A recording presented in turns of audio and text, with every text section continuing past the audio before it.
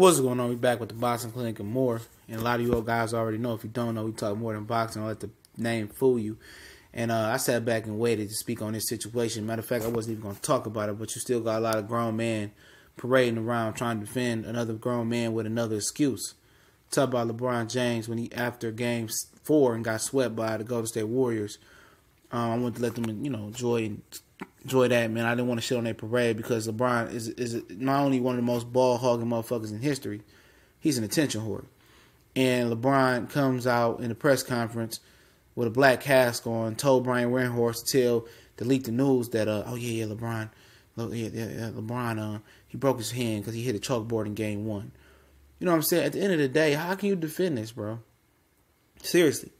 How as a grown man you could defend this guy saying that he broke his hand when he really didn't break his hand to begin with? This guy comes out after getting swept and he uses an excuse of his hand was broke because he hit a chalkboard. And it wasn't broke. It ultimately didn't determine to be broke. It was bruised. And he used that as the excuse on why he lost. It then, after that, he goes into the press conference with his black cast on, right? And says that if you put their starting five up against our starting five, obviously they're going to win. At the end of the day, this dude doesn't have the mentality to be a GOAT. He don't have the mentality to be an all-time great player, but his skill level catapults him to being an all-time great level player. He's mentally not a greatest of all time or all-time great player. Physically, he's up there, but his mentality is a sissy. And I like the dude off the court. I think he's the most phenomenal athlete, the most, contributing athlete off the court, which he contributes a lot to his causes. He uplifts his community. He talks about politics. He's not a dumb individual that just sit there and just, let shit happen, don't care about what happens off the court. LeBron is a family man, amazing man. I think he's second to none. He's the guy that speaks out on all this other stuff that Michael Jordan would never dream of speaking out on. And he reminds me of a modern-day Muhammad Ali. And I said that. I give him credit. But this is about on the court. On the court. And you got guys that still referencing Nick Wright. Oh, Nick Wright killed Kobe. And Kobe is the one that said it. At the end of the day, Kobe ain't the one that made the announcement and left the Lakers and went somewhere else. Kobe asked to be traded, yeah. You probably get a whole bunch of players that they asked to be traded. Tim Duncan was about to leave San Antonio, go to Chicago, Orlando. People don't remember that. Just because it's behind the scenes, don't mean it didn't happen. Because it didn't come out to the truth. And a lot of people still, LeBron is still the greatest. I'll take him off being the greatest of all time after this situation. It took you 6 finals losses to figure out this dude wasn't greater than Michael Jordan. Dude, it shouldn't take that long. At the bare minimum, it should have took you when he lost to the Mavericks to see the performance he had against the Mavericks. He choked with all the help in the world and some, that he choked versus the Mavericks to see this dude wasn't the greatest of all time. Nowhere near it. And we did a video yesterday, and I'll link it in the description, talking about attribute for attribute. He's still not better than Michael Jordan. Take the championships away. But who does that? Who comes to the podium, puts a cast on, they wore a cast game after game 1, 2, 3, or 4, or 3, word 4. It comes out and says, we lost because our starting five went better and my hand was broken. When it really wasn't broken. Come on, man. How can you defend that, man? Seriously, bro. Pause the video and tell me how you can defend that. And you got grown men right now that's worried around, that's just running around worried, LeBron going to Lakers or he going to Houston. I have never seen an all-time great player that I can remember that every year it's like, where he's going next, where he's going next. And people say, well, you should be thankful that LeBron James has changed the system, and he's changed. I ain't changed no fucking system, man. Going around here being a basketball prostitute and hopping from team to team because of your insecurities. I'm going here, I'm going there. A whole bunch of fan base, LeBron James going team to team, but then when Golden State digging in that ass, guess what happened? It's a whole bunch of fan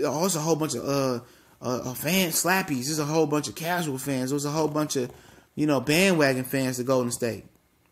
Look at all these bandwagons. And you got the audacity to call Golden State Warriors bandwagon fans?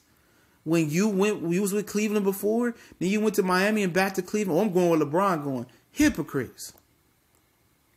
A man who can't accept this reality is the simple fact that He not the GOAT. A guy that called himself the best player in the league, you not the best player in the league. Not with that mentality. Skill-wise, yeah, he's probably the best player in the league at the time when he said it.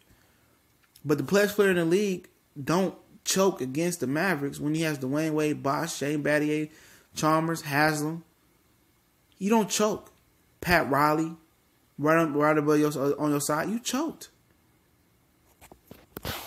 That's the end of a debate. He's not even better than Bird and Magic, and I said that several times. Or Hakeem Olajuwon, in my opinion. But he comes out here, fellas, man. How do y'all excuse this? He comes out here, my hand hurt. Oh, I hurt it game one, and that's the reason why I did this. Come on, man. Kobe Bryant played with a hurt wrist and a fucked up finger. And you exaggerating, you gonna lie and say, oh, it feels like it's broke. It's not broke. You know it's not broke. Because you're not out there hooping with a broken hand, bro. That's not gonna happen. You're not even dribbling the ball with a broken hand. And then he consistently throws his teammates under the bus. And I talk about, when he was crying on the bench, he knew they had 3 timeouts. Why didn't you call a timeout, LeBron? He puffing and putting his head in his hands and crying and showing out Tyronn Lue. I know Tyronn Lue's sick of that shit, bro. If he wasn't getting $7 million per year, dog, he probably walked away from that job, bro. He's showing J.R. Smith up. He's showing the teammates up on the sideline, cussing them out, crying. A lot of these guys, they ain't going to say what needs to be said until years later in the book come out about how much of a pussy this guy really was. Because Nike will probably have him fucking thrown in the casket and thrown in the Black Lincoln and being dispersed. This dude don't have a GOAT-like mentality. He don't. And then, people want to get mad at Kobe for saying that. I think he had plenty enough to win with. What do you say? Rodney Hood was a guy that averaged 17. Jordan Clarkson was another guy that was scoring. I remember he went on a 30, 40-point scoring spree. I know y'all tired of me talking about it. He was good to me on FanDuel. He can hoop.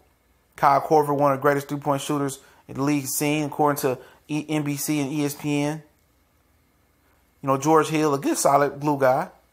Kevin Love, he was a 2020 machine before he got there. People say, well, Minnesota, it was different. It was just him stat padding. I mean, what LeBron doing? He stat padding. LeBron don't make nobody better, in my opinion. Somebody said, oh, J.J. Hickson, he made. Oh, the fuck out of here. Ilgauskas was an all-star before LeBron got there. People forget that. The foot injury took Ilgauskas out the game. Nobody ever got with LeBron James say, oh, he got better. No. He made people relevant by taking them to the finals and then dumping blame on everybody else. I've never seen a leader consistently blame their troops or blame their crew as much as LeBron James did and call them out. This dude come out and say, was it after game 3? I think it was after game 2. How much carrying on the team you want me to do? I carried these guys. Like, who says stuff like that? And at the end of the day, who even reposted what Nick Wright says? Have you seen Nick Wright? He's 5'5", 100 pounds, soaking wet, with Timberland boots, steel-toe Timberland boots on, man. How are you referencing a guy that's the king of all fanboys? A lot of them LeBron guys, man, are fanboys, dog. Real fanboys. I mean that in every syllable and sense of the word. Silly fanboys. If you are you following what Nick Wright say, bro? Seriously? Who thinks LeBron is greater than Jordan? No, he never will be greater than Jordan. He never be Kobe, never be Magic, never be Bird, never be Hakeem, Kareem, Wilt, Bill, never. He's not better than Dr. J. Swept twice in the finals, and people say, well, Jordan got swept 3 times in the first round. LeBron would have never made it out the first round in the 80s, man. He didn't even make it his first year with the Cleveland Cavaliers.